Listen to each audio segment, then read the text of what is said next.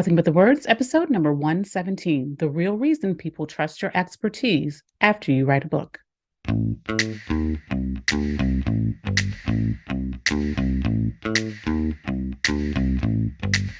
Hey there, and welcome to Nothing But the Words. I'm your book coach, Candace L. Davis. I hope your week and your writing are both going really, really well.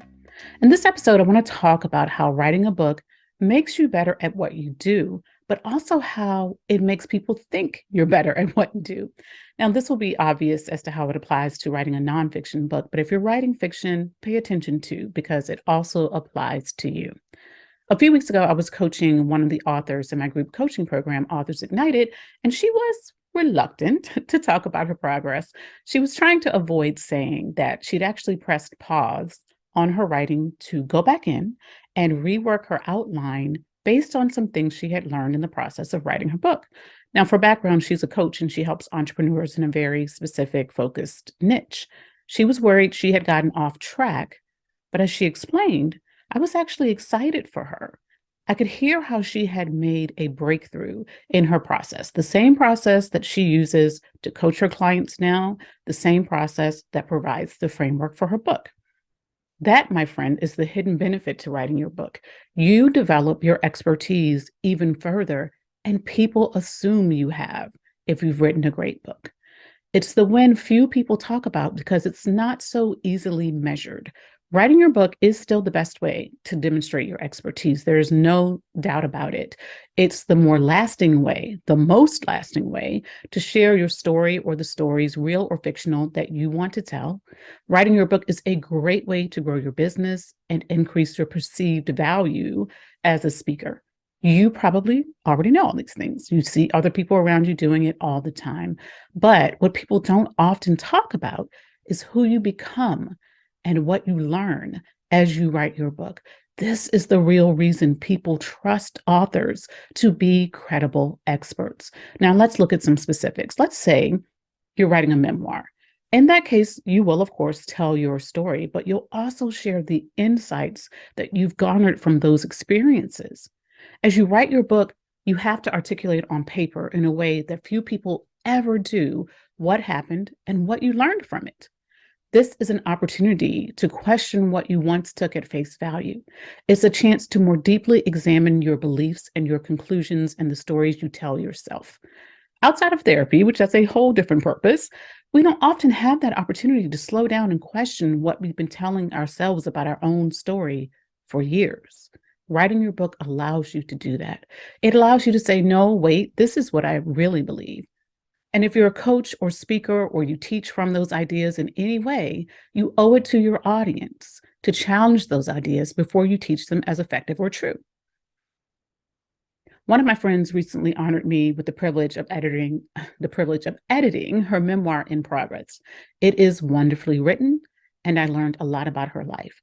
But even more, I learned how she thinks and what she has taken from her experiences. I've known her for years, and I had some idea of where she stands on different issues. She's a coach. We talk about coaching all the time.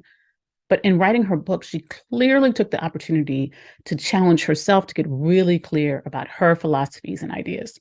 I have no doubt that she has grown as a person and in her work as a coach through the process of writing her book. Let's say you're writing a personal development book or a professional development book, like the client I started this episode with is writing. Maybe you're already teaching your ideas, so you feel like they've been proven to be effective, and maybe they have. But putting them in a book requires you to justify and support them in a deeper way. It requires you to systematize them and communicate them clearly enough that someone can follow them without you standing over their shoulder, ready to point out when they went off track and how they can get back on. The process of writing a how-to book requires you to test your processes from start to finish. I once wrote actually the very first book I was paid to co-write was a cookbook for an author who had a book deal with Penguin Books. She was a finalist on Top Chef in her season, one of the top 3, I believe, in her season. She came back a couple of times and competed again and did really well each time. And in writing her book, we were capturing her recipes. We were telling her stories, but also capturing her recipes. We had to test those recipes. We couldn't just say, this is what works, this is how she's always done it, right? Because if people get that cookbook home and they paid $20 for it and those recipes fail, that's a problem. The same applies to all of your processes. Writing your book is an opportunity to really prune what doesn't work and isn't necessarily the best option anymore. It's a chance to improve what you've always been able to kind of overlook in your work or work around. And yes, writing a novel is an opportunity for growth too. Your story and your characters will challenge what you believe. Even if you have no specific theme in mind when you set out to write a novel, themes will emerge and you'll have to decide what you really want to communicate and leave your readers with.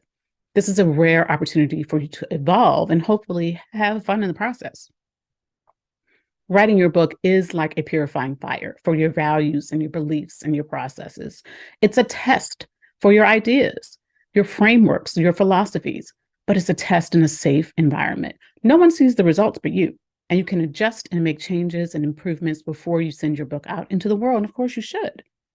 As you write your book, be prepared for the possibility that some of your beliefs, tools, and ideas won't make it to the end with you. It's actually a good thing. It means you are growing in those areas. As you write your novel, you may shift your perspective to see your fictional world in new ways that change how you see the world you live in. As you write your memoir, you may rewrite the stories that have held you back so that they now empower you. As you write your personal development book, you may create new tools to serve your readers better. As you write your business book or how-to guide, you may streamline the processes you teach. This is why media and conference bookers and everyday people trust authors to know what they're talking about. Once you've written your book, you become a trusted expert because anyone reading it can tell that you've put in the effort to understand your topic and to create methods and processes and solutions. And if you haven't, obviously they could tell that too.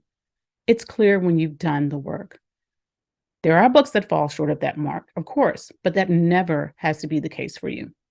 As your book coach, it's my job to help you write the best book you possibly can, not just by focusing on your writing, although we do. I also help you unpack the content so you can go deeper and refine your ideas, strengthen your processes, better tell your stories, and explain what came from them. I challenge you to articulate it all even more clearly and in the most effective ways. That is my job. Yes, you can do it on your own, but there is nothing quite like having a pro to do it with. If you let it, writing your book will make you a stronger coach, consultant, speaker, teacher, or thinker, and it is well worth the effort. That's all for this week's episode, my friends. Thanks for listening to Nothing But the Words. I'm your book coach, Candace L. Davis, and I'll see you next time.